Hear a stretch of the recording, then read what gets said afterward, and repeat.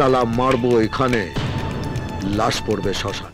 একটা নাম, একটা যুগ, যার স্টাইল দেখলে নাচতে ইচ্ছে করে, যার সংলাপে মঞ্চ কাঁপে, যার হাসিতে কোটি মানুষ পাগল। তিনি মিঠুন চক্রবর্তী, আমাদের মিঠুন দা। শুধু নামেই নন, মিঠুন একটা অনুভূতি। কিন্তু এই মানুষটার জীবনে ২৭০টা সিনেমার মধ্যে প্রায় ১৮০টি ছিল ফ্লপ। তবুও আজও তিনি সুপারস্টার। ফাটাকেষ্ট, গুন্ডা ফাটাকেষ্ট। একজন মানুষ যার পেছনে ছিল না কোনো গডফাদার, যিনি ছিলেন না নায়কের আদর্শ গড়নের, যার উচ্চারণে ছিল বাংলা টান, যাকে কেউ কখনো সিরিয়াসলি নেয়নি বলিউডে। সেই মানুষটা একদিন হয়ে উঠলেন কোটি হৃদয়ের রাজা। তিনি মিঠুন চক্রবর্তী, এক জীবন্ত অনুপ্রেরণা। পুলিশের পেটানি 3rd ডিগ্রি পর্যন্ত, আর পাবলিকের পেটানি 104 ডিগ্রি। গৌরাঙ্গ চক্রবর্তী, হ্যাঁ, এটাই ছিল তার আসল নাম। কলকাতার এক সাধারণ পরিবারে বেড়ে ওঠা, ছোটবেলায় ছিলেন রাজনীতির সঙ্গে যুক্ত, এমনকি ইন্দিরা গান্ধীর সময় কিছুদিন নিখোঁজও ছিলেন।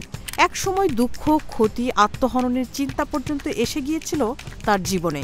কোনো দোকানদার যদি বিল না দেয় তো জিনিস নেবেন না, ফেরত দেবেন, পুলিশকে খবর দেবেন।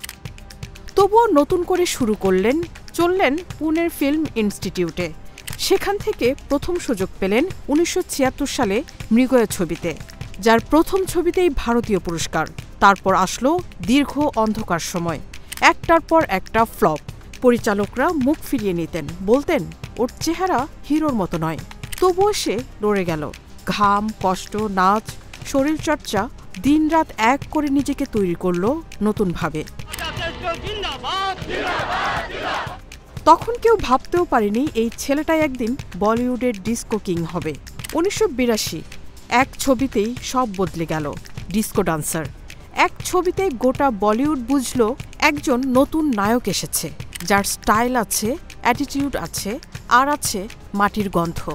দেশে নয় শুধু, সোভিয়েত ইউনিয়নেও মিঠুন হয়ে উঠলেন সুপারস্টার।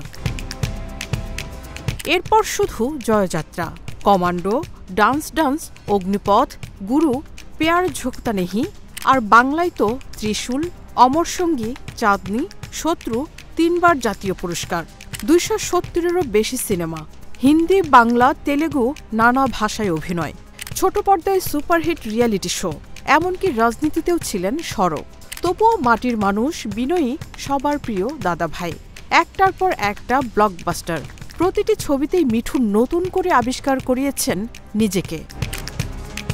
তিনি ছিলেন এমন এক নায়ক যিনি শহরের বড় পর্দা থেকেও গ্রামের হার্টে পৌঁছতে পারতেন।